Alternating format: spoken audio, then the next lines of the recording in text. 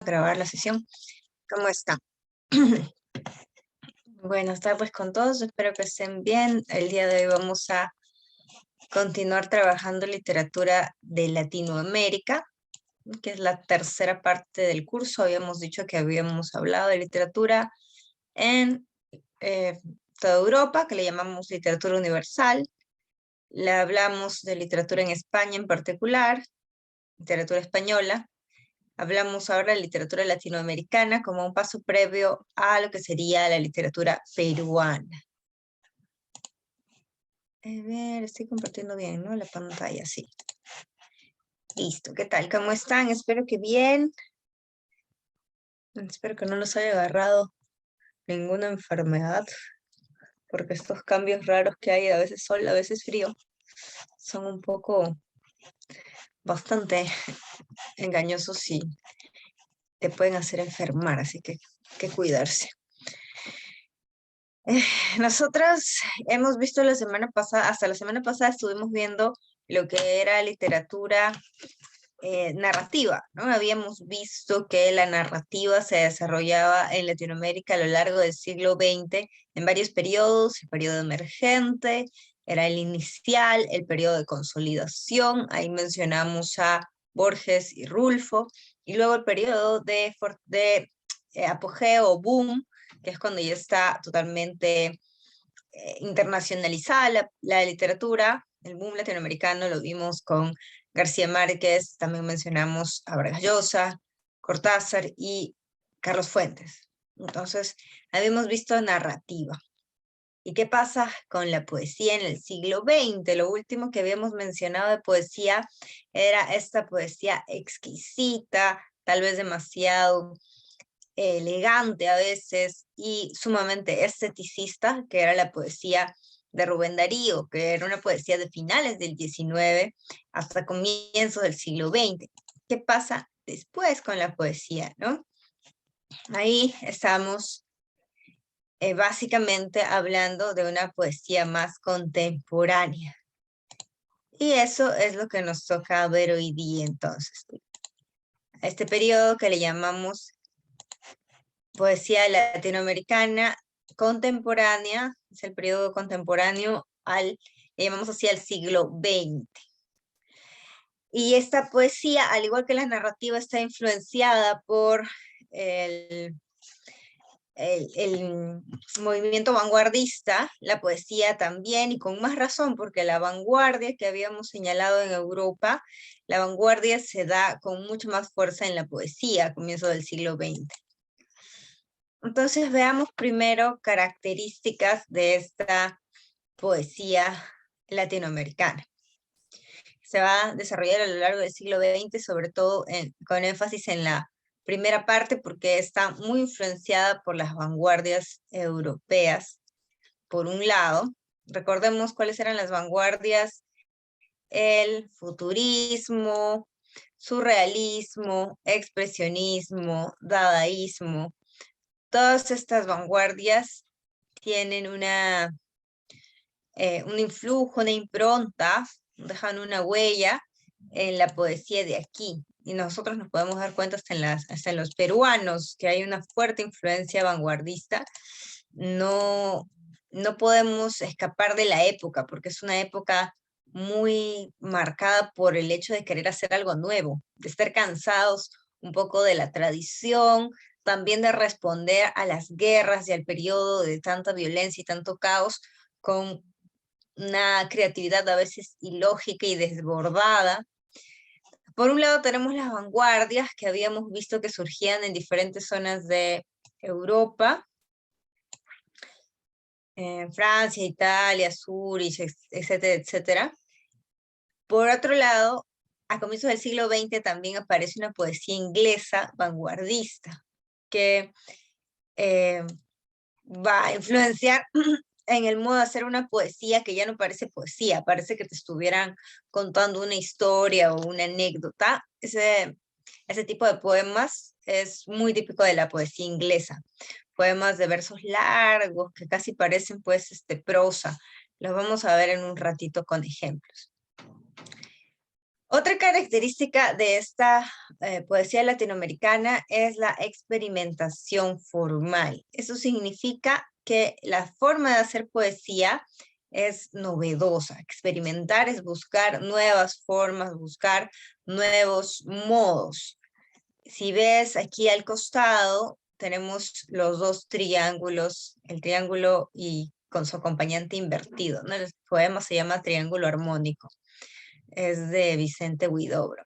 Y más allá de las palabras, que en realidad son un recurso más, lo visual también importa, las imágenes, en muchos poemas, no en todos, ¿no? Pero en muchos poemas, como en este, solo al verlo te das cuenta que es una imagen. Habla de desde lo visual también. Entonces busca nuevos recursos que ya no son los recursos tradicionales. Si se tratara de una poesía tradicional, tendríamos el poema típico, que es pues línea tras línea tras línea, ¿no?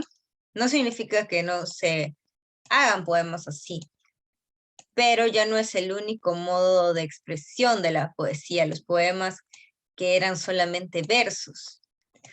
Ahora hay otra forma de renovarlo, de repente escribes poemas que son así verso tras verso, pero las palabras que utilizan son palabras inventadas, lo que llamamos neologismos, utilizas el verso libre, metes palabras modernas de invenciones recientes como el cine, como el jazz, como, vamos a ver, se incorporan entonces un nuevo léxico.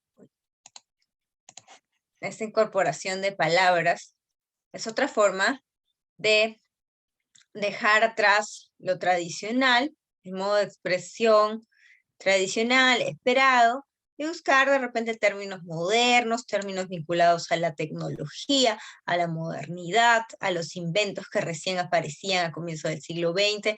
Debe ser una época muy alucinante porque ir por primera vez al cine o ver por primera vez despegar un avión son experiencias pues que marcan a una época, ¿no?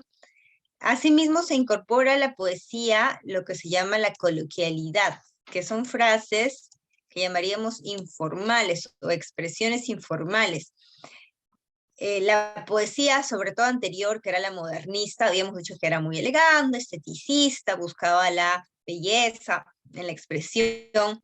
Entonces, era una poesía todavía en ese sentido bastante eh, elegante en el sentido pues de que las palabras podían expresar belleza.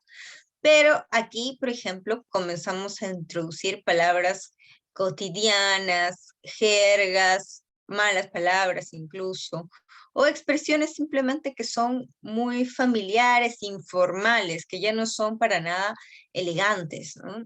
A eso le llamamos frases coloquiales. Algunos poemas también abandonan la puntuación, abandonan la métrica, como dice aquí, o sea, no usan rima, no usan métrica, no usan puntos, comas. Algunos, ¿no? Depende del tipo de poesía, puede que renueve por la forma, por la puntuación, por el tipo de palabras que utiliza. Hay muchas formas de hacer poesía distinta. Y por último, hay una reivindicación de las culturas antiguas, la cultura azteca, la cultura maya, la cultura inca, son estas culturas precolombinas antes de la llegada de Colón, ¿no? A eso se refiere este término, que son culturas que se hicieron antes de la llegada de los europeos y que muchas veces así habían sido vistas como culturas más atrasadas o menos desarrolladas, y había siempre este sesgo, ¿no? De que las culturas antiguas no habían tenido tanta civilización hasta que llegaron los europeos, que era una visión además y una versión muy de los europeos. Estas culturas antiguas se comienzan a reivindicar como culturas que tuvieron arte, que tuvieron ciencia, que tuvieron conocimiento y hasta religiones y creencias que son dignas de estudiarse, respetarse y en algunos casos, pues, admirarse, ¿no? Entonces, esa reivindicación de culturas antiguas va a estar incorporada en varios poemas y poetas de este periodo. Los representantes, nosotros vamos a ver tres representantes, que son Pablo Neruda, Octavio Paz y Ernesto Cardenal. Y los otros dos que aparecen aquí son representantes anteriores, un poco anteriores. En el tiempo son de los que inauguran. Que Neruda también está por ahí, pero bueno. Huidobro y Vallejo son dos, digamos, de los fundadores. Huidobro chileno, Vallejo es peruano.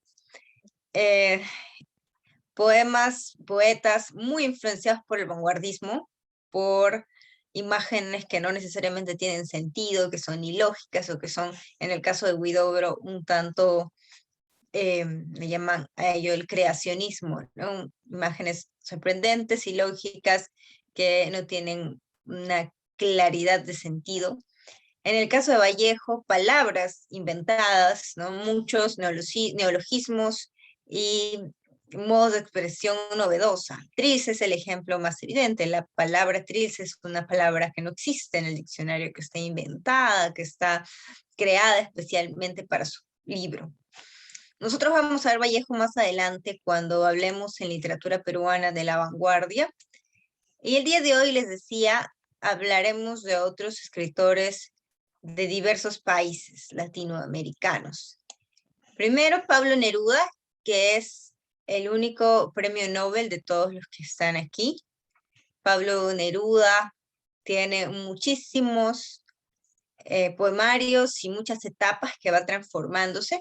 La evolución de Neruda, pues, pasa de ser por un joven que habla del amor, de la soledad, ¿no? A hablar luego de la vida en la ciudad marcada por la muerte, marcada por el consumismo. Luego pasa a hablarte de las huelgas, de los pobres, del marxismo, tiene una poesía muy política.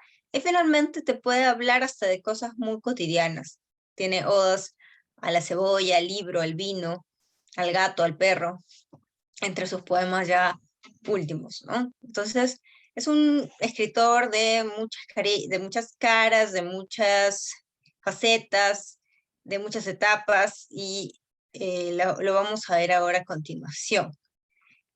Chileno y premio Nobel del 71, Pablo Neruda.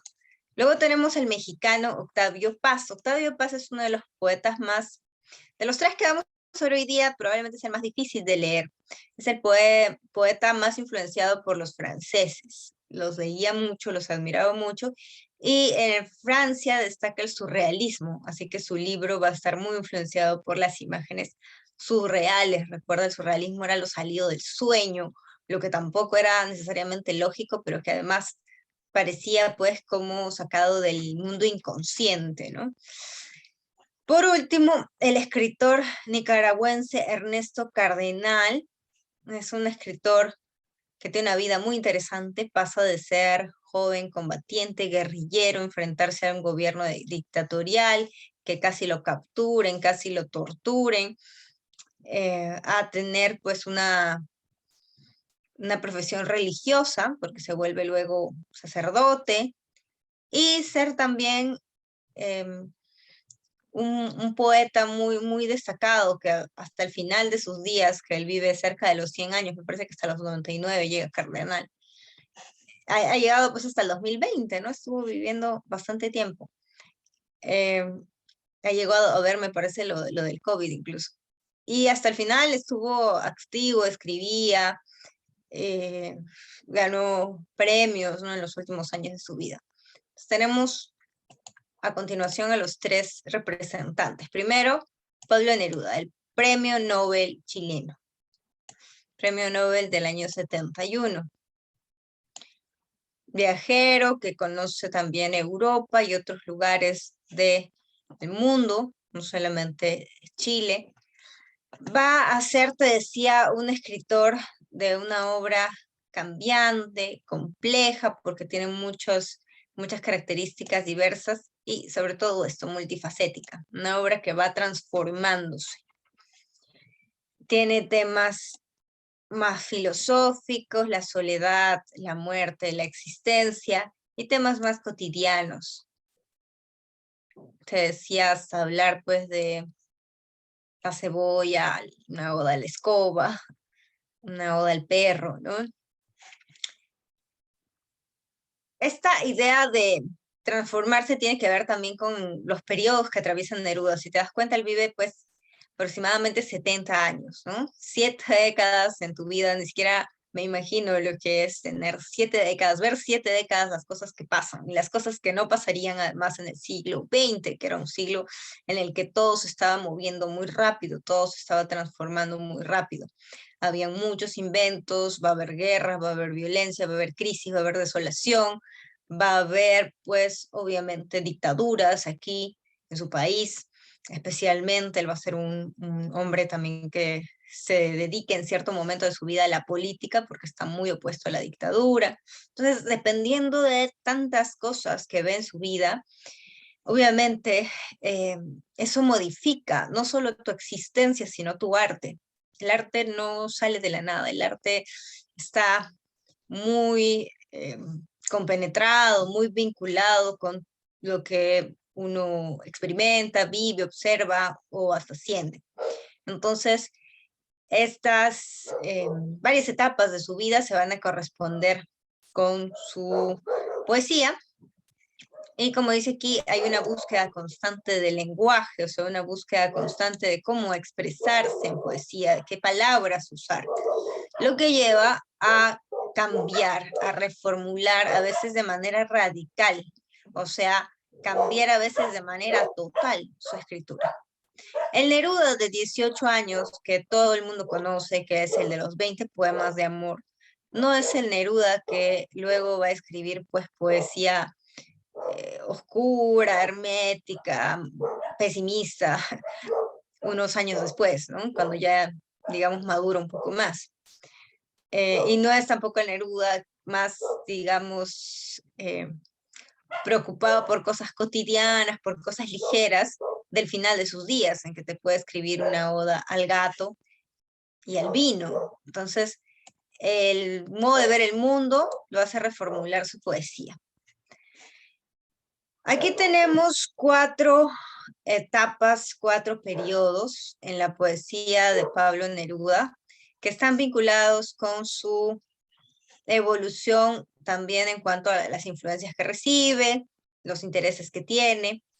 El primer periodo probablemente es el más conocido. 20 poemas de amor y una canción desesperada era el poemario más leído en el siglo XX a nivel latinoamericano. El poemario más vendido y más leído de Latinoamérica. De libros de poemas destacaba mucho. Es un libro en el que varios poemas son muy conocidos, ¿no? Me gustas cuando callas, es uno de ellos, de los más emblemáticos. El poema 9, el poema 15, el poema 20 son de los que más se suelen recitar. Y como el título lo indica, se trata de una temática amorosa. Además, una temática amorosa juvenil, porque este poemario sale cuando él tiene aproximadamente, me parece, pues, él tiene aproximadamente 20, 21 años, pero él había escrito los poemas antes, años anteriores. Todavía, como es comienzo del siglo XX, hay una influencia del modernismo. El modernismo se ve en la musicalidad, en la búsqueda todavía de belleza y elegancia en algunos poemas.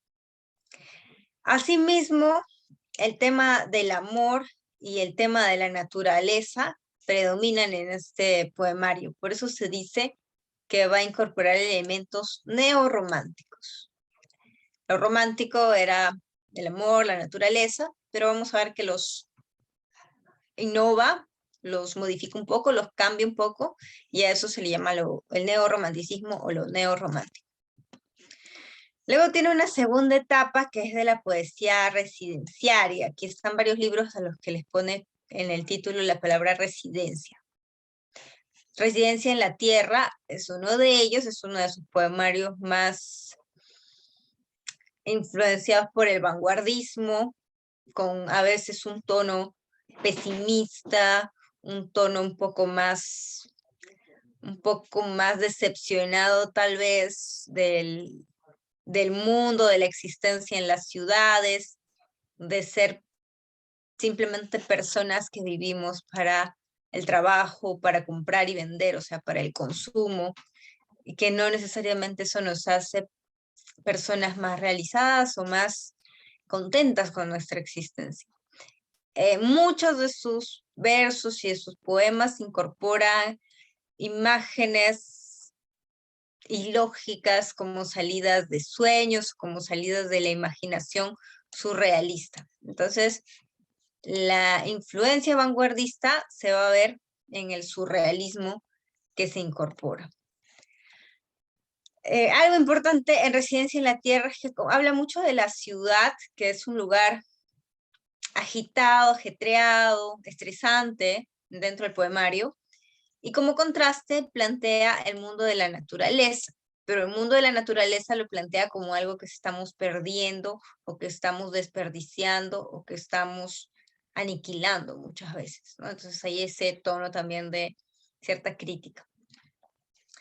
El tercer periodo, y ahí nomás en esos dos ya notamos que hay mucha diferencia, ¿no? Hay un cambio bastante notable. El tercer periodo cambia aún más porque se condice, se vincula con el año 1936, que es el año en que estalla una guerra muy importante en España, la Guerra Civil Española. La guerra que tiene entre sus muertos a Federico García Lorca, este poeta de la generación del 27.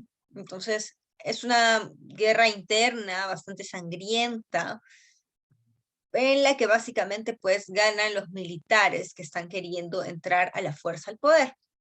Entonces, el tono se vuelve más político. Neruda va a vivir esa etapa en España, va a solidarizarse con la situación que está viviendo la gente, la muerte, la desolación, la crisis y pobreza que también eso implica, ¿no? Que eso genera tener una guerra. Y por ello su poesía se vuelve más política o más social, hablar más de la situación en torno al poder y de cómo eso afecta a la gente. Cuando hablamos del poder nos referimos a la política, y lo social, pues, a cómo afecta a los involucrados, ¿no? Mucha gente que está viviendo en este contexto en España, el panorama es realmente desastroso, doloroso. En este periodo de plenitud épica se recrea la historia de Latinoamérica. Por ejemplo, tiene un poema muy largo llamado Alturas de Machu Picchu. Alturas de Machu Picchu habla justamente de cómo surge esa gran civilización también, ¿no? La civilización incaica. Y hay una mirada crítica igual, no lo pinta como algo perfecto, pero es una civilización antigua que se va a rememorar, a recordar en este periodo. Por último, la etapa de las odas elementales y las nuevas odas elementales, las odas a cosas cotidianas. Escribe una oda al libro, por ejemplo, la oda al vino o a la cebolla, que aparecen justo aquí en esta portada, ¿no? Es la etapa final de Neruda, ya ha ganado todo lo que quería, la fama, el reconocimiento están de su lado, y le interesa hacer una poesía que muchas veces opta por la simplicidad, por un lenguaje más sencillo, por unos temas pues sumamente cotidianos, que todo el mundo sabe lo que es cocinar con una cebolla, que además es típica de nuestros aderezos latinoamericanos, ¿no? Todo el mundo sabe lo que es tener un gato, un perro, o al menos conocer alguno. Entonces, esta idea de eventos más cotidianos, más cercanos a un posible lector, es algo que va a incorporar en esa última etapa. Entonces, vemos que son 4 los periodos, las etapas de Neruda. ¿Cuál es el más famoso, conocido generalmente de manera más difundida? Suele ser el periodo de iniciación. Pese a que todos los otros también va a tener, como te digo, reconocimiento, si es un escritor que se va consagrando. Los 20 poemas de amor y una canción desesperada es un poemario que, aunque sea por algunos versos, todo el mundo conoce, ¿no? Alguna parte de ese libro todo el mundo conoce, en Latinoamérica sobre todo. Entonces, en los 20 poemas de amor y una canción desesperada, muchos de los poemas en realidad son en torno a un amor distante o lejano, un amor que teme fracasar o que está en ese proceso. Entonces el tema central tiene que ver con eso, el amor asociado a la lejanía y el fracaso de la comunicación. La lejanía, la incomunicación como puntos importantes, considerando además que, como te digo, es un poemario que él escribe siendo bastante joven. Es interesante, ¿no?, que plantee el amor desde esa perspectiva como algo que puede tener ciertos talones de Aquiles, ciertas debilidades, ¿no?, que puede tener ciertas flaquezas, ciertos puntos débiles. La incomunicación, uno de los centrales, la distancia también. Estos temas secundarios los vamos a ver ahora que leamos un fragmento, la melancolía, el paisaje y el amor, la mujer y la naturaleza. Veamos este poema, el poema 20, que es uno también de los más conocidos. El poema 15 y el poema 20 tal vez sean los más recitados. El poema 20 dice: puedo escribir los versos más tristes esta noche. Escribir, por ejemplo, la noche está estrellada y tiritan azules los astros a lo lejos. El viento de la noche gira en el cielo y canta. Puedo escribir los versos más tristes esta noche. Yo la quise, a veces ella también me quiso. En las noches como esta la tuve entre mis brazos. La besé tantas veces bajo el cielo infinito. Ella me quiso, a veces yo también la quería. ¿Cómo no haber amado sus grandes ojos fijos? Puedo escribir los versos más tristes esta noche, pensar que no la tengo, sentir que la he perdido, oír la noche inmensa, más inmensa sin ella. Y el verso cae al alma como al pasto el rocío. ¿Qué importa que mi amor no pudiera guardarla? La noche está estrellada y ella no está conmigo. Eso es todo. A lo lejos alguien canta, a lo lejos. La misma noche que hace blanquear los mismos árboles.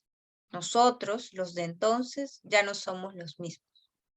Ya no la quiero, es cierto, pero cuánto la quise.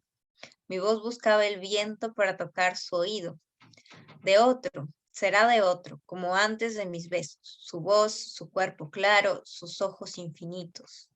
Ya no la quiero, es cierto, pero tal vez la quiero. Es tan corto el amor y es tan largo el olvido. Porque en noches como esta la tuve entre mis brazos, mi alma no se contenta con haberla perdido. Aunque este sea el último dolor que ella me causa y estos sean los últimos versos que yo le escribo. El poema 20 de Neruda, ¿no? Ya no la quiero, es cierto, pero tal vez la quiero. Suena un poco al meme, ¿no? No es cierto, pero si quieres, sí es cierto. Hay esta noción de un amor que todavía está en el proceso del olvido, ¿no? Que todavía no se puede terminar de olvidar porque por lo que él cuenta es un amor pues bastante sentido, bastante intenso. También un amor de juventud, nuevamente, ese es un factor importante siempre en la poesía amorosa cuando tratamos de interpretar, ¿no? Estos poemas los escribe siendo bastante joven Neruda. Y además, todos estos versos, no es el caso de todo el libro, pero en este caso sí, los poemas están escritos con métrica, ¿no? Con una medida, con la rima asonante entre algunos versos entrecortados, por ejemplo, uno sí y uno no. Estrellada y canta. Quiso e infinito, ¿no? Esa es la rima que solamente coinciden las vocales. Eso le da cierto sonido bonito, cierto sonido armónico, todavía melodioso, todavía musical. No es necesariamente perfectito, pero le ayuda mucho todavía la musicalidad. Más aún el hecho de que todos sean versos medidos, versos de 14 son estos de aquí, ¿no? Sí.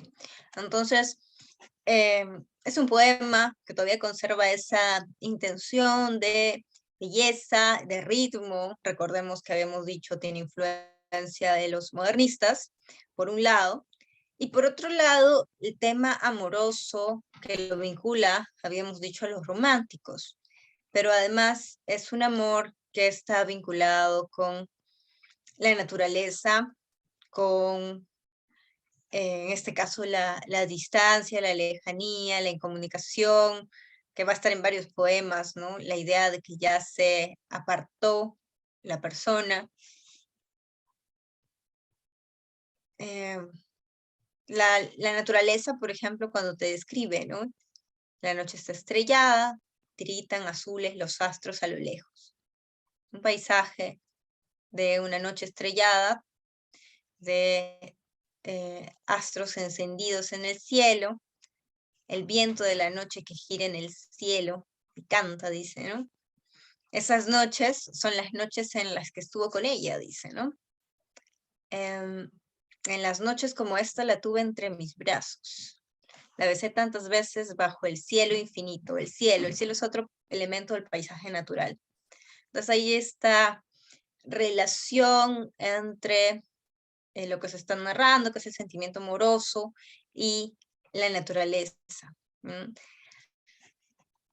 El verso cae al alma como el pasto al rocío, ¿no? Toda la tristeza del verso, del poema, le cae de pronto como caen las gotas al pasto. Entonces, hay esta idea de estar vinculado. El rocío, el pasto son elementos naturales, ¿no? La noche estrellada misma, que repite varias veces a lo largo del poema, es un paisaje natural, es un elemento de la naturaleza. Ese era otro elemento romántico. Entonces tenemos la naturaleza, tenemos el amor, que se están retomando.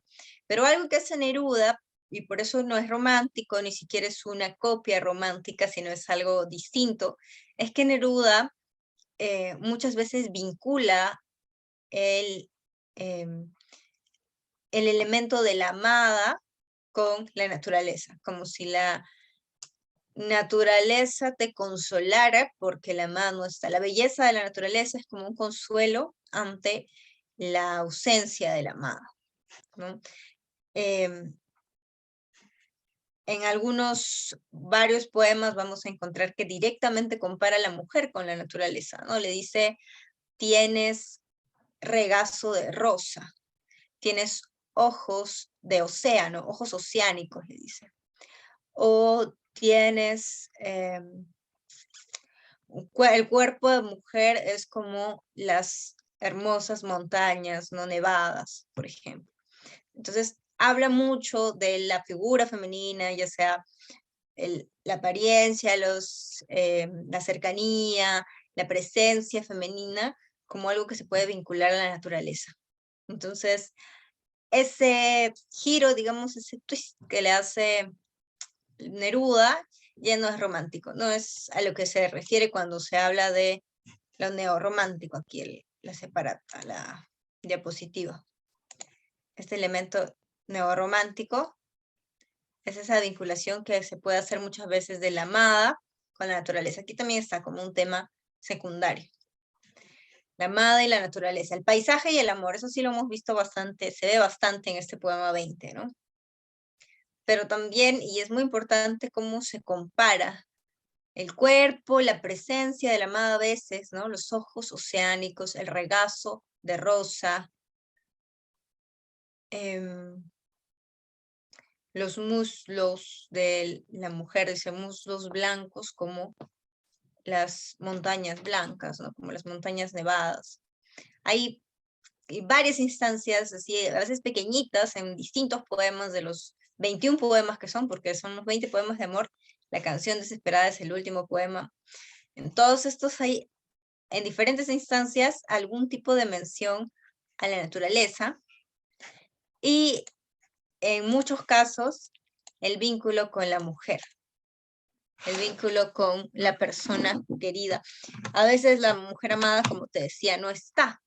Entonces la naturaleza es una especie de consuelo ante la ausencia de la amada y la belleza de la amada que ya no está. La naturaleza un poco suple esa soledad, esa esa falta. Listo, entonces ya mencionamos que este es el primer periodo de iniciación, todo está muy jovencito, y son 21 poemas, considerando los 20 poemas de amor y la canción desesperada.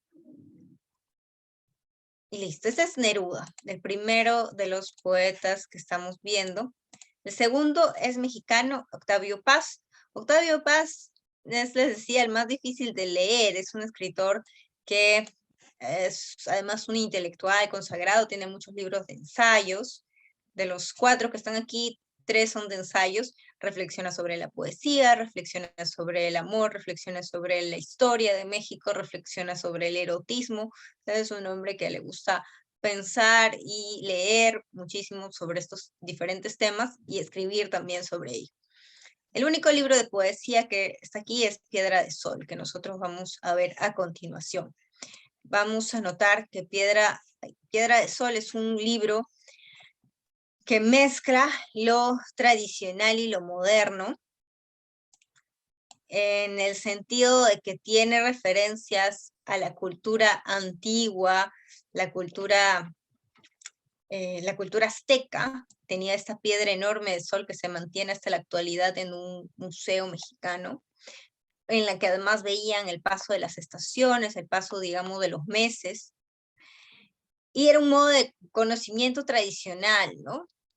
El título hace referencia un poco a esa idea de la tradición antigua, y en el poemario también a veces hace referencias un poco a lo tradicional, pero tenemos que su forma de escribir incorpora mucho de el elemento vanguardista. Entonces, como dice aquí, pueden haber versos medidos, por ejemplo, si es tradición, pero hay elementos vanguardistas, no solo en que no hay rima, que bueno, es un elemento, sino esto de aquí. La influencia vanguardista es el tono onírico tan marcadamente surrealista. Ahorita vamos a ver eso, qué significa un tono surrealista. Probablemente algo que no se entiende muy bien, que parece como una imagen tal vez demasiado complicada o rebuscada, que parece como una imagen a veces salida de un sueño o de una pesadilla. Ese es el tono onírico. Además, propone también un tiempo cíclico, esta idea de que las cosas empiezan y acaban al mismo tiempo o de la misma manera, como un tiempo circular, se plantea en el poema porque el poema empieza y termina con los mismos versos, como si al terminar estuvieras dando una vuelta para empezar de nuevo, como un calendario, como una piedra de sol, ¿no? Por último, el número de versos es en total 584 y ese era el número de vueltas que da Venus en lo que nosotros consideraríamos un año, ¿no? La Tierra da en un año 365 días, digamos. El año venusiano estaba medido de esta forma. Entonces juega un poco con este conocimiento también ancestral, porque así era la forma en que se medían los días en la antigüedad en este calendario azteca. Imágenes surrealistas. Aquí podemos notar eso en el primer ejemplo, por ejemplo. Así comienza todo el libro, con esta frase. Notamos que no hay mayúsculas en todo el libro, en todo el poemario. Comienza así, dice: un sauce de cristal, un chopo de agua, un alto surtidor que el viento arquea, un árbol bien plantado más danzante, un caminar de río que se curva, avanza, retrocede, da un rodeo, llega siempre. La imagen del principio, el sauce de cristal, que al mismo tiempo es un chopo de agua, un chorro de agua, un alto surtidor que el viento arquea, un árbol bien plantado más danzante. Todo esto es lo mismo, la misma imagen. Un árbol que es de cristal, o sea, transparente, de pronto no es cristal, sino es agua, está surtiendo agua, pero al mismo tiempo el viento lo está modificando, arqueando. Parece un árbol de agua danzante, parece un caminar de río que se curva, avanza, retrocede, da un rodeo y llega siempre. Es una imagen bastante, podríamos decir, por una parte de surrealista, podríamos decir un poco también probablemente influenciada por lo visual propio del cine, ¿no? Esto de imaginarte una imagen que se transforma en otra, que pese a que no es lógica ni racional, tiene cierto sentido dentro de la imaginación. Es una imagen muy imaginativa. Uno tiene que prender su foquito de la imaginación para tratar de entender qué es lo que nos está dibujando, porque es como un dibujo, como una escena de cine, ¿no? Desde el principio. Todavía no nos cuenta nada, solo nos ha presentado la imagen del árbol danzante. Y el poemario es larguísimo, toca varios temas, toca el tema del erotismo, toca un poquito el tema de la historia, pero toca más este tema del amor y el erotismo. Y eso se ve aquí en este segundo fragmento de la derecha, de otra parte del libro. El libro es largo, es todo un solo poema, pero es un poema bien extenso, como de alrededor de más de 20 páginas. Dice: amar es combatir. Si dos se besan, el mundo cambia. Encarnan los deseos, el pensamiento encarna. Brotan alas en las espaldas del esclavo. El mundo es real y tangible. El vino es vino. El pan vuelve a saber. El agua es agua. Amar es combatir, es abrir puertas, dejar de ser fantasma con un número a perpetua cadena condenado por un amo sin rostro. Nuevamente notamos estas imágenes un poco, podemos decir, oscuras, que son propias pues de la vanguardia, imágenes para las que uno tiene que conectar bien con el poema, tal vez releerlo, interpretar qué es lo que está tratando de expresar, y son imágenes también surrealistas, ¿no?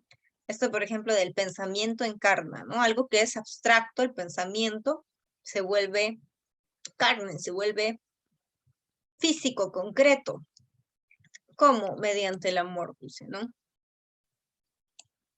Amar es combatir. Puedes cambiar el mundo. Nuevamente esto de encarnan los deseos, ¿no? Algo que es físico, la carne, y algo que es abstracto, los deseos, el pensamiento abstracto, se vuelve carne. Y bueno, más allá de esas imágenes iniciales, la idea de que uno se libera está de fondo, ¿no? Brotan alas en las espaldas del esclavo, te dice. O sea, cuando experimentas y difundes y compartes amor, te liberas, se está diciendo, ¿no? Las cosas vuelven a tener sentido, la comida vuelve a tener sabor, dejas de ser un fantasma condenado a cadena perpetua por un amo sin rostro. Esa imagen es también muy surrealista, ¿no? Un fantasma condenado a cadena perpetua por un amo sin rostro. Es esta idea de que vivimos en una sociedad que nos esclaviza, como si fuéramos fantasmas. Ahí está esta imagen figurativa también. Pero el amor te puede liberar, ¿no? En este caso habla de un amor obviamente pasional, erótico, de pareja, pero creo que es una idea que se puede aplicar de varias maneras, o sea, de que el amor, los sentimientos que nos hacen humanos en general y pensamientos que nos hacen humanos, te liberan, ¿no? De esa condición de vivir en una sociedad y en un sistema que a veces parece querer aplastarte, que a veces te trata como si fueras un esclavo, un fantasma, alguien que no importa, que no cuenta, que no tiene su propia individualidad o gustos o voz, ¿no? Entonces, de manera bien surrealista, bien vanguardista, el gran Octavio Paz está hablando de estos temas. Recordemos, el libro de poesía es Piedra de Sol. Octavio Paz, escritor mexicano. El otro libro, que lo había pasado para explicarlo después, porque este libro no es tan relevante, pero de todas maneras, para no confundirlo con el que hemos visto ya el libro de poesía, Piedra de Sol era poesía, y El laberinto de la soledad, que es el que aparece en pantalla, es ensayo. Paz es también un gran aficionado a la historia mexicana, y sobre todo esta idea de la alienación, las influencias a veces no muy positivas que se recibe de Norteamérica, porque en la época de paz, estamos hablando de los años 60 más o menos, ¿no? Que él comienza a ver esa idea de cierta alienación, de perder tu cultura o abandonar tu cultura, desdeñarla o despreciarla para adoptar una cultura más gringa. Los mexicanos están más cerca, ¿no? A Estados Unidos, y hay este intercambio más directo, más próximo. Entonces, la reflexión que se hace en el laberinto de la soledad son 9 ensayos sobre de qué está compuesta la identidad del pueblo mexicano y de qué manera se está o se ha estado perdiendo. Algo que analiza es la historia de México, cómo vincular el presente con el pasado. Y eso es algo que puede aplicarse a todos los países, porque él habla de que nuestro pasado está marcado por la conquista, cómo vienen, ¿no?, españoles invasores a tu tierra a saquear, a violar, a quemar, a destruir. Y luego hay varios personajes que son mestizos o indígenas que se alían con los españoles. Entonces, esta idea de que desde siempre, a veces por una cuestión de sobrevivencia, pero desde nuestro pasado histórico, siempre hemos, o algunos han optado por alienarse a lo europeo y ahora él piensa, pues, en pleno siglo XX, a lo norteamericano, ¿no? Dejando de lado nuestras propias tradiciones, nuestras propias culturas. Entonces, él analiza esta falta de identidad y quiere proponer una solución para ello, quiere que no se pierdan ciertos valores o ciertas premisas de la cultura mexicana que él considera pues muy valiosas, y que si es que se sigue con ese proceso de alienación, de no sentirte parte de un conjunto, muchas veces eso tiene que ver también con que nos vamos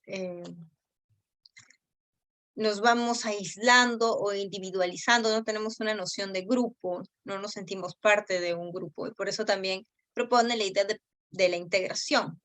Un pueblo, una sociedad debe estar integrado para sentirse parte de y para mantener esas costumbres que tienen en conjunto, ¿no?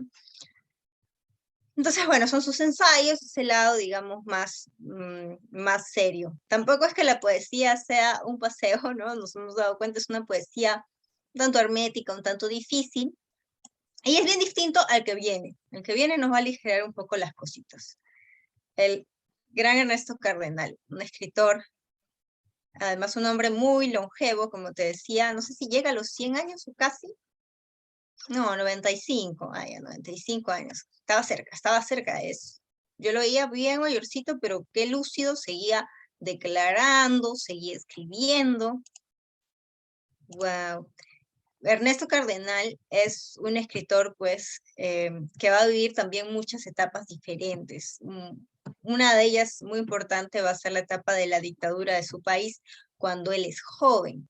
Entonces, vivir una dictadura te condiciona muchas veces para mal, pero él va a ser uno de esos jóvenes peleanderos, rebeldes, que se van a levantar contra el dictador de su país. Y él va a sentirse pues muy terrible de que una de las manifestaciones que hacen capturan a algunos de sus compañeros, o a uno de ellos lo torturan, me parece que lo mutilan, le cortan la lengua, una cosa terrible, ¿no? Y él piensa que él no lo ayudó, o que además él no pudo ser él en su lugar de su amigo. Entonces, está muy marcado por ese ambiente de violencia en su juventud. Se vuelve lo que llamamos un guerrillero, alguien que toma las armas para rebelarse contra el poder. Y tiene poemas bien cortitos, como el que tenemos aquí. Se le llama a estos poemas, si recuerdas, epigramas, los poemas que eran breves, pero que tenían ironía o algo de humor. Te dice: yo he repartido papeletas clandestinas gritando «¡Viva la libertad!» en plena calle, desafiando a los guardias armados. Yo participé en la rebelión de abril, pero palidezco cuando paso por tu casa, y tu sola mirada me hace temblar. Este es todo el poema, no es un fragmento como en los otros casos que hemos visto fragmentitos de Octavio Paz, porque Octavio Paz si leemos mucho nos da un poco de soroche, pero este es todo el poema en Cardenal, 6 líneas nada más. Te habla de la idea de un joven que se enfrenta contra los guardias armados, dice, ¿no? Reparte papeletas clandestinas, está en la rebelión de abril, que es una rebelión armada contra el dictador Somoza, el dictador de su país, de Nicaragua. Es una de las dictaduras además más corruptas y largas que va a haber en Latinoamérica, la dictadura de los Somozas, porque está el abuelo, está el padre, luego está el hijo, así como querían hacer acá también, ¿no? Entonces hay esta idea de mantenerse en el poder. Y cuando era joven, Cardenal se enfrenta y luego va a volverse sacerdote, imagínate, un sacerdote además influenciado por el izquierdismo, un sacerdote influenciado por la teología de la liberación, por ideas, pues, digamos, de izquierda, de ayudar a los desfavorecidos a una costa de desfavorecer, digamos, a los ricos, ¿no? O de quitar el poder a los más ricos. Por último, fue ministro también de Cultura, ¿no? De su país. Entonces, ha tenido varias facetas, el gran cardenal, que falleció, como te decía, sí, pues yo recuerdo que creo que ha sido justo cuando se estaba recién desatando lo del COVID. No ha visto todo lo terrible que llegó a ser el virus, pero sí recuerdo por esas épocas todavía me entero de que se fue cardenal. Fue la señal de que se acababan los tiempos. Llegó el virus y se fue cardenal. La señal del apocalipsis. Cardenal es bacán porque además es un lector muy asiduo de los ingleses, y los ingleses tienen un estilo distinto de los europeos para escribir, mientras que los europeos también eran bacanes porque sobre todo los franceses, ¿no? Tenían esta cuestión de los parnasianos o también los poetas malditos, pero era otro estilo, o los surrealistas que son más difíciles, ¿no? Es otro estilo. En cambio, los ingleses tienen esta poesía que es mucho más como una conversación, como si te estuvieran contando algo. Esa poesía se le llama justamente conversacional. La lengua inglesa, Ezra Pound y T.S. Eliot son los representantes. Por ahí Ezra Pound tiene un poema sobre cómo observa a su perro, ¿no? ¿Qué es lo que su perro está haciendo? Te escribe un poco eso en el poema. Hay cosas así, ¿no? Cosas más cotidianas y contadas con un lenguaje más sencillo. Cuando hablamos de cultura popular, Cardenal te habla de cine, te habla de tele, te habla de música. Eso lo vamos a anotar en Oración por Marilyn Monroe, en que justamente habla de la hermosa rubia que se había encontrado muerta por una sobredosis y no se sabía por qué. Entonces, tiene un poema sobre eso, es una figura del cine, una figura popular. Y por otro lado, el carácter de denuncia, como ya te dije, porque habla en contra del dictador Somoza. Entonces, y tiene varios poemas contra la dictadura y contra la pobreza también. Listo, no sé si había alguna consulta. Ay, si me habían preguntado algo. Mientras tanto, no, aquí no hay más que el quizzes, ¿no? Yo pensaba que tenía que darles las claves. Les doy el quizzes por mientras. Me preguntaban si en los movimientos literarios los escritores se identifican como tal movimiento o la clasificación viene después. En algunos movimientos los escritores se identifican. Los románticos, por ejemplo, ¿no? Van a defender el romanticismo, se va a volver una categoría muy admirada por ellos, muy, digamos, idolatrada casi incluso por muchos seguidores románticos. El realismo, en el realismo la categoría viene después, pero sí hay esta defensa de retratar la realidad. Incluso Balzac escribe ensayos sobre eso, ¿no? Que la realidad debe retratarse como un espejo, dice. Entonces, de repente no utilizan el término, pero las características sí las tienen claras, ¿no? Por eso es que después la clasificación se les puede realizar, arrogar como parte de ese movimiento. Entonces depende de los movimientos. Listo, chicos, hemos terminado Es hora de que se vayan a almorzar. Prueben el quizzes, copien el quizzes. Son preguntas, como siempre, van a estar abiertas 4 días, ¿no? 4 días para que las puedan ver. Y nos encontramos la próxima semana. Gracias a ustedes. Nos vemos la próxima clase. Cuídense mucho. Gracias también. Chao, chicos. Cuídense. Hasta luego.